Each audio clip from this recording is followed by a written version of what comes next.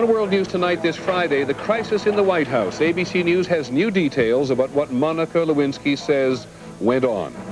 And the president's defenders say he is the victim of an independent prosecutor out to get him, and the media rushing to judgment. We'll take a closer look.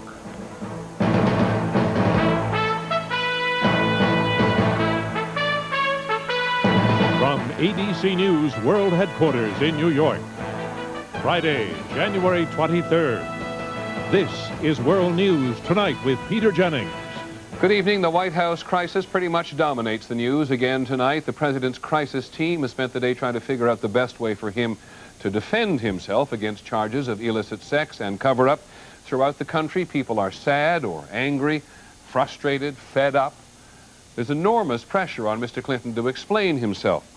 Today, someone with specific knowledge of what it is that Monica Lewinsky says really took place between her and the president has been talking to ABC's Jackie Judd. The source says Monica Lewinsky claims she would visit the White House for sex with Mr. Clinton in the early evening or early mornings on the weekends, when certain aides who would find her presence disturbing were not at the office. According to the source, Lewinsky says she saved, apparently as a kind of souvenir, a navy blue dress with the president's semen stain on it. If true, this could provide physical evidence of what really happened. And what was Lewinsky told to say about the affair after receiving a subpoena from lawyers for Paula Jones? Our source says Lewinsky claimed that while President Clinton and Vernon Jordan never used the word lie, they did say to deny the affair, because there would never be any proof if both parties denied it. When Lewinsky asked what happens if there is evidence of an affair, she allegedly was told to just say it's not you. ABC News has obtained documents which confirm that Lewinsky made efforts to stay in contact with the president after she left the White House. These are bills from a courier service, which Lewinsky used at least 7 times between October the 7th and December the 8th for deliveries from her Pentagon office to the White House. The packages were sent to the Southwest Gate with a contact number for Betty Curry, the president's personal secretary. One source tells ABC News the packages contained love letters. Another package sent to Vernon Jordan's law firm, we are told, contained a list of jobs that Lewinsky would be interested in. Jordan yesterday admitted he tried to help her find work. Lewinsky, we are told, remains here inside her Washington apartment. Her attorney, William Ginsburg, today accused investigators from independent counsel Ken Starr's office of putting the squeeze on Lewinsky to win her cooperation. After he had the wire material, he lured Miss Lewinsky to the Ritz-Carlton Hotel in Pentagon City, and with the help of 4 or 5 FBI agents and 3 or 4 U.S. attorneys, managed to detain her, although she was technically free to go, for 8 or 9 hours without an attorney.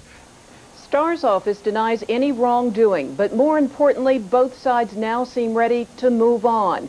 We've learned, Peter, that tomorrow Starr and Ginsburg will meet about cutting a deal and getting Monica Lewinsky to cooperate in this criminal investigation. Thanks very much, Jackie Judd in Washington tonight. While the lawyers and certainly reporters have been focused on the allegations of illicit sex and allegations that Monica Lewinsky was encouraged to lie on the president's behalf, and these are still allegations we are dealing with, the president's staff has been trying to wrench the country's attention back to his political agenda. Sam Donaldson is at the White House tonight. Sam, it hasn't been easy for him, right? Not at all, Peter. The president and his political advisors have been trying to devise a strategy to get out front on this story before it completely overshadows his State of the Union address next Tuesday. But his legal advisors have urged him to wait. And tonight, it appears they have won the argument.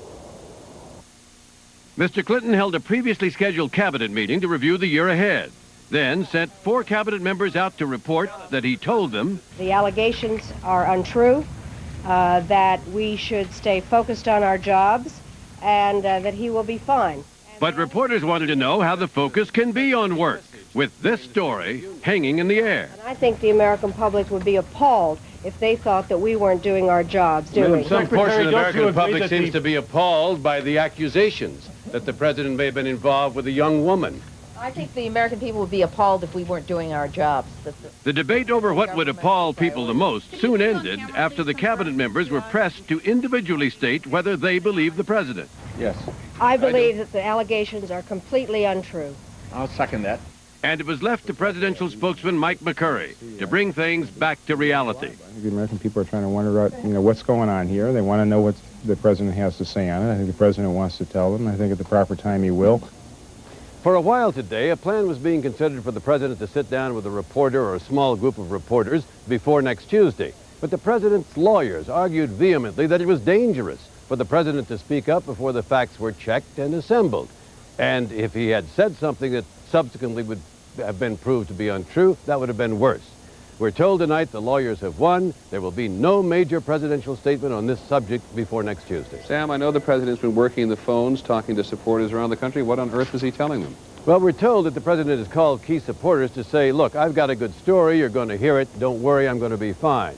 I'm also told by people not in the White House, may I emphasize, that part of the strategy is going to be not only to attack this young woman's veracity, but to attack her character. Okay, Sam, thank you very much. Sam Donaldson at the White House tonight. The president and Monica Lewinsky, the young woman, are getting all the attention, of course, but there are others. What about Mrs. Clinton? Hillary Clinton once again finds herself in a situation where her husband's fidelity is being questioned in front of the entire world, and once again, it looks like she will be his champion. ABC's Linda Douglas is standing by in Washington. Linda. Well, sources close to the First Lady tell ABC News that Mrs. Clinton is handling these latest allegations with steely resolve. One described her as being in full battle regalia, determined to beat back the crisis by fiercely defending her husband. It is my pleasure and honor to introduce the First Lady of the United States. Only hours after this latest scandal erupted, the Clintons were out putting up a united front. But for Mrs. Clinton, it may have been like a scene from a recurring nightmare in which she is forced to fight charges that her husband is a womanizer, as she has done before. Our marriage is a strong marriage. We love each other. We support each other. When the Monica Lewinsky charges surfaced, Mrs. Clinton lashed out in a radio interview. It is difficult and painful anytime someone you care about, you love, you admire, is attacked. ABC News has learned that Mrs. Clinton is consulting and calling a close circle of friends and advisors, trying to develop a strategy. Now, there was some talk about her taking some kind of bold move, perhaps making a public statement, but no final decisions have been made. Peter? Well, Linda, there's opportunity, isn't there? Because wasn't she scheduled to go out next week and talk about child care? That's exactly right. She was going to be the White House front person on child care. Friends speculate that she'll still do that, and one told me she is determined not to be pitied. Okay, thanks very much. Linda Douglas in Washington tonight. So what about one of the men who is driving this investigation? Is it a truth-seeking mission or a witch hunt? We'll take a closer look at Kenneth Starr when we come back. This is World News Tonight with Peter Jennings, brought to you by Cotton Incorporated. Tonight we're going to take a closer look at a couple of the accusations which some of the president's most ardent supporters have made. They say that Mr. Clinton is being victimized by the independent counsel, Kenneth Starr, who is a Republican out to get him, they say. They also say the media is leading the public to judge him guilty without waiting for the facts to come in. First, Mr. Starr. How does he get from investigating a Whitewater land deal to allegations of sex and cover-up? Here's ABC's Tim O'Brien. Kenneth Starr's investigation began 3.5 years and $30 million ago. Then the case was limited to a complicated land deal known as Whitewater. But with court approval, it has been expanded repeatedly to Webb Hubbell, then #2 at the Justice Department, who Starr convicted of bilking clients while a lawyer years earlier in Arkansas, to improprieties at the White House Travel Office, misuse of FBI files, Vince Foster's suicide, and now to suggestions of obstruction of justice in the Lewinsky case. Some critics say it has gotten out of control. What began as a confined, focused investigation has suddenly become something like a Walmart of independent counsel investigations where every possible item can be purchased. Lawrence Walsh was the independent counsel in the Iran-Contra matter. He says Starr's investigation may be legal, but that it's inappropriate for him to interfere in Paula Jones' pending civil suit in which Monica Lewinsky is a witness. It's very unfair to have Mr. Starr making taking steps based upon his view of what's right and what's wrong and what's truthful and what isn't. And some say it was unfair from the start to have Starr, a lifelong Republican, to be the independent counsel. Ronald Reagan appointed him a federal appeals court judge. President Bush named him Solicitor General, his administration's top courtroom advocate. Still, supporters say it would be unreasonable to name a new independent counsel every time some new allegation of wrongdoing arises. You can't create a brand new independent counsel office. That takes time to find someone. It takes time to staff it up. Starr was already in existence, and he was already investigating similar charges. If people don't understand how the Whitewater investigation in Little Rock has stretched to a sex and perjury scandal in Washington, Starr himself has done little to help. I can't comment on the specifics with respect to a specific jurisdictional grant. In one sense, he doesn't have to comment. The Attorney General and a special three-judge federal court that oversees the investigation have signed off on Starr's looking into this new chapter in Whitewater. But appearances still count, and at least to some, there is the appearance of a partisan showdown between a Republican prosecutor and a Democratic president, with the careers of both men riding on the outcome. Tim O'Brien, ABC News, Washington. There's one more thing about the Starr investigation which rankles his critics. They recall that just before Mr. Starr was appointed, he said publicly that he was considering a legal brief on behalf of Paula Jones, opposing the president's claim of immunity from her sexual harassment suit. He didn't file it because he became the independent counsel, but let's put it to our legal analyst, Jeffrey Toobin. Jeff, does this not raise the possibility there's a lingering issue there for Mr. Starr? Peter, I think there may be a political problem, but not, I think, a legal problem. He is investigating this case at the request of Janet Reno and with court approval. He's not taking sides in the Paula Jones case. He's investigating obstruction of justice, which it seems to me he has every right to do. And so he has the possibility to go on expanding this investigation if he so chooses? As long as the court which supervises his activities gives him approval, he's free to go. And these blanket subpoenas that he sent to everybody, normal procedure? Absolutely normal procedure. If you're going to do an investigation, you got to do it right, and it's a big job. Okay, Jeffrey Toobin, thanks very much. Legal analyst Jeff Toobin. In a moment, we'll get to that question of the press.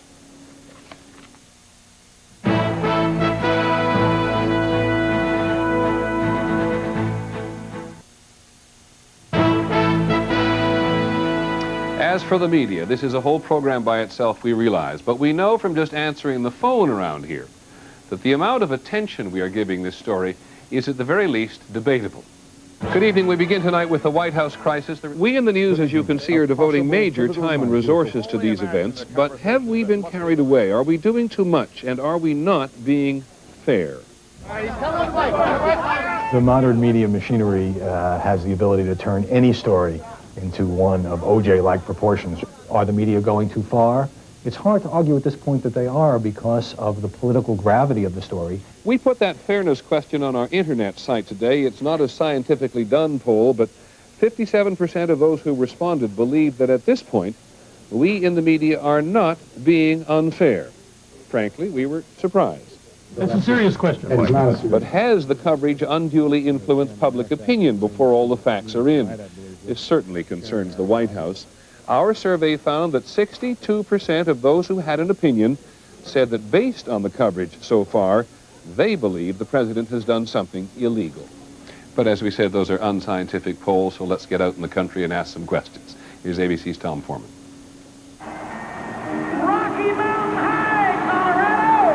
At the National Western Stock Show in Denver, it is hard to find anyone who does not know about this latest presidential scandal, and easy to find opinions from those who have never trusted this president. I can't believe he's still in office after all the things he's pulled and that people still have any faith in Clinton.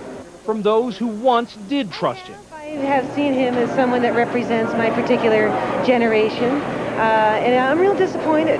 And from those who still do. Really, I don't think it's anybody's business what he does. I mean, as long as he isn't going to cost the taxpayers money.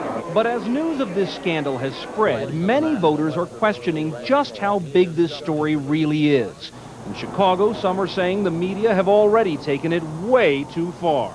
To talk about impeaching somebody over this, when it's nothing at this point other than, word of mouth, it just seems silly to me. In Sacramento, some point out almost nothing has been proven. Like, you know, when you're in court, they say you're not guilty until you're proven guilty. Am I right or wrong? Yet the media beat goes on. I think the media is bored, and this is just something for them to play with. I think Clinton, he will be redeemed. The media do have their defenders. In this Atlanta diner, some say whenever the basic integrity of a president is questioned, of course it should be widely reported. Nationally and internationally, and from a perspective of how we're viewed throughout the world, I think it's critical. However, it seems clear that this story is still a much bigger crisis in Washington and media circles than it is out here. Then again, this story has just begun. Tom Foreman, ABC News, Denver. Thank you, Tom. So we now know for a fact that not everyone is reassured by the media at a moment like this. Joining us this evening is Tom Rosenstiel, the director of an organization called the Project for Excellence in Journalism. How do you think the media is doing, Tom? Well, I think the question here is not how much coverage, but the character of the coverage. So much of what we've seen in the last 3 days is speculation, rumor, innuendo. There's such a pressure on the press to add something new, and there aren't that many new facts. And that's our problem. The press's first obligation is to the facts, and we've gotten ahead of them. Let me say for the case of exercise that I think the press has been pretty good on saying repeatedly these are allegations, allegations, allegations. Would you have us ignore them? No, not ignore the allegations at all, but we've had reporters go on and characterize secondhand what is on the tapes. We've had reporters talk about their impression of the mental state of Monica Lewinsky after listening to a few minutes of the tapes. We've had reporters go on and say that the president has 48 hours to address the American people, or he won't be able to put the scandal behind him. Okay, Tom Rosenstiel, thanks very much. Critical of the press, part of his job. There's also some other news in the world. We'll be back in just a moment.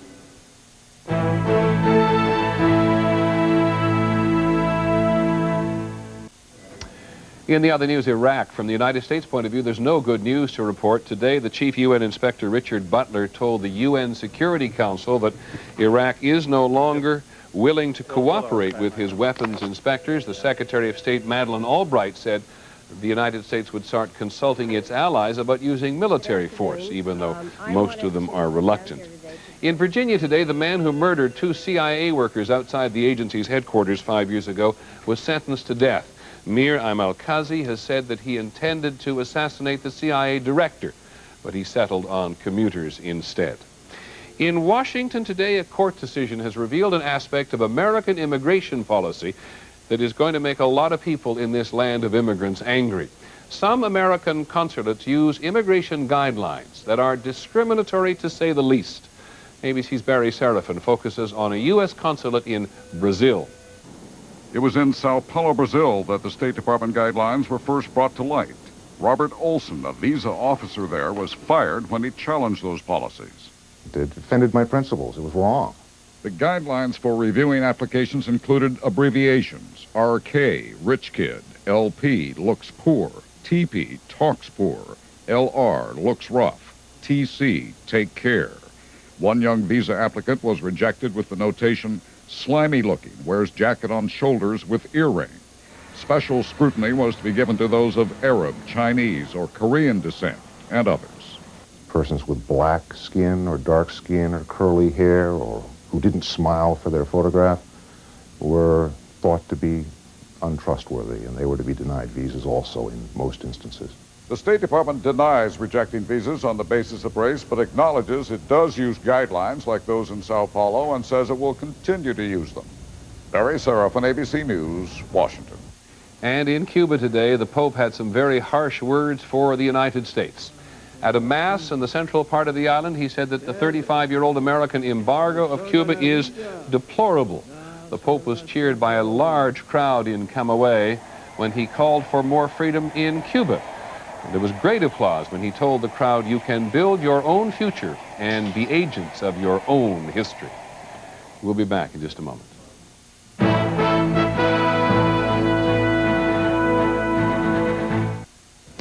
Just before we leave you, a brief review of the major developments in the White House crisis. A source has told ABC's Jackie Judd more details about the alleged affair between Monica Lewinsky and the president. Ms. Lewinsky claims that she visited the White House to have sex with the president at strategic times when she would not be seen by aides who might be disturbed by her presence. We have also been told that Ms. Lewinsky may have a dress that somehow connects her to the president. That is our report on World News Tonight. Later this evening, 2020 and Nightline will have the latest on the crisis in the White House. And tomorrow night at 10/9 Central Time, I hope you will join us for the premiere of a new program, ABC News Saturday Night. On that program as well, we will have all the latest developments in the White House crisis. So I'm Peter Jennings. We hope you have a good Super Bowl weekend. Good night.